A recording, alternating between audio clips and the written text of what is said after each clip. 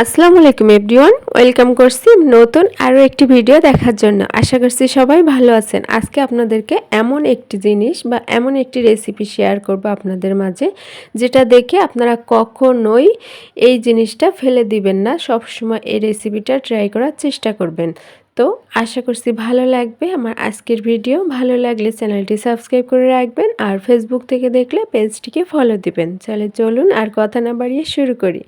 আপনারা নিশ্চয়ই এতক্ষণে বুঝে গেছেন এটি কি। আমি এখানে নিয়েছি ঘাটকুল পাতা। এই ঘাটকুল পাতাটা খুব ভালোভাবে ধুয়ে পরিষ্কার করে পানি ঝরিয়ে নিয়েছি, এতে করে এক্সট্রা কোনো পানি থাকবে না। আর এখানে এই ঘাটকুল পাতাটা খুব ছোট ছোট করে কেটে নিচ্ছে, এতে করে ব্লেন্ড করা সুবিধা হবে। এখন এখানে ব্লেন্ডার জাগে দিয়ে এটি ব্লেন্ড করে নেব। সবগুলো আমি ব্লেন্ড করে নিয়েছি, কোনো পানি ছাড়া বা পানি না দিয়ে এটি ব্লেন্ড করে নিয়েছি। এখন একটি পাত্রে নিয়ে নিচ্ছি, আর একই ব্লেন্ডার জাগে দিয়ে দিচ্ছি কাঁচামরিচ, অর্থাৎ ঝাল যে যা পছন্দ করেন, আর দিয়ে দিচ্ছি 2টি পেঁয়াজ দিয়ে এটাও ব্লেন্ড করে নিয়ে নিয়েছি। আপনারা চাইলে এই সম্পূর্ণ কাজটি শিলপাটায়ও করে নিতে পারবেন।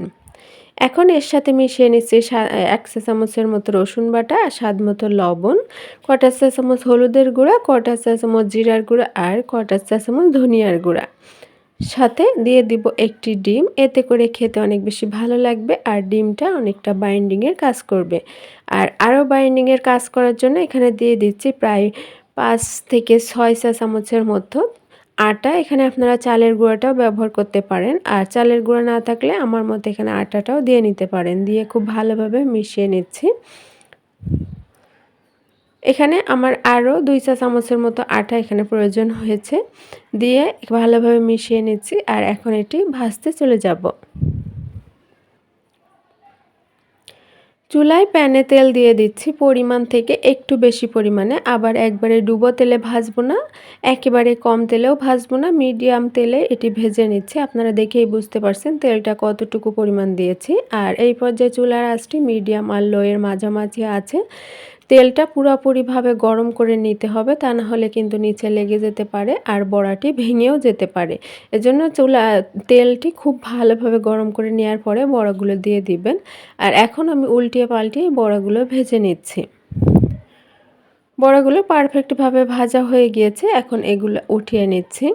আর সবগুলো একইভাবে ভেজে নিয়েছি। 2 ব্যাচে ভেজে নেওয়ার পরে এখন যে তেল অবশিষ্ট আছে সেই তেলে আমি দিয়ে দিচ্ছি 3টি পেঁয়াজ কুচি, আর দিয়ে দিচ্ছি কাঁচামরিচ কুচি। এতে করে এই বড়াটি এর ভেতরে দিয়ে ভেজে নিব, আর খেতেও ভালো লাগবে।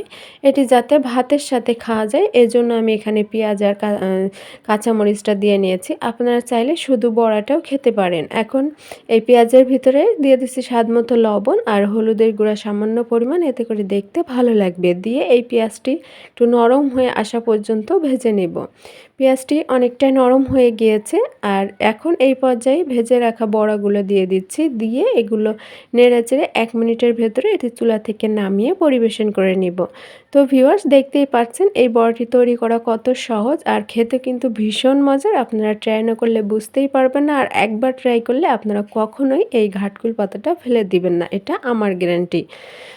তো ভিউয়ার্স, আজকে এই পর্যন্তই। অন্য কোনো রেসিপি নিয়ে আবার চলে আসব, আর আমার এই রেসিপি ট্রাই করলে অবশ্যই আমাকে কমেন্ট করে জানাবেন। সে পর্যন্ত সবাই ভালো থাকবেন, সুস্থ থাকবেন, আমার ফ্যামিলির জন্য দোয়া করবেন।